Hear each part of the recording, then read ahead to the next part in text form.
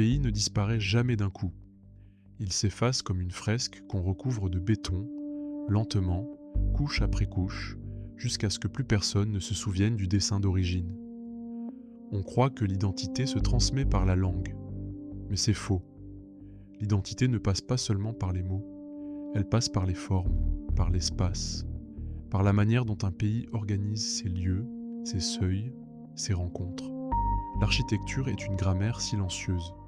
Elle dit où l'on se tient, où l'on passe, où l'on s'arrête.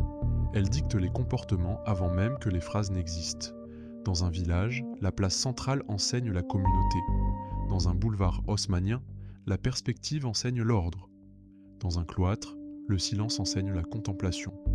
Dans un marché, la densité enseigne l'échange. Mais dans les grands ensembles, la grammaire se brise.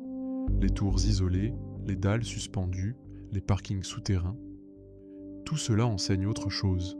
La séparation, l'anonymat, la distance.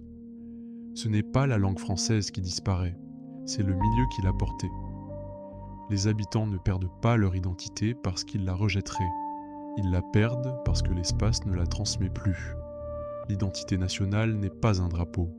C'est une pratique quotidienne, des rituels, des interactions, des lieux partagés. Or, les grands ensembles ont supprimé les seuils, les frictions, les micro-rencontres. Ils ont remplacé les rues par des couloirs, les places par des parkings, les commerces par des friches. Résultat, l'identité ne circule plus. Elle n'a plus de support matériel. Elle n'a plus de scène. Ce n'est pas une haine de la France. C'est une absence de France dans l'espace vécu.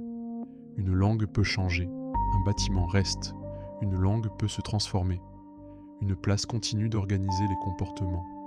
Quand l'architecture se défait, l'identité se défait, et la langue suit. La France n'a pas perdu sa langue dans les grands ensembles. Elle a perdu ses lieux. Et sans lieu, il n'y a ni identité, ni transmission. Alex Pressman pour Focus Pragma.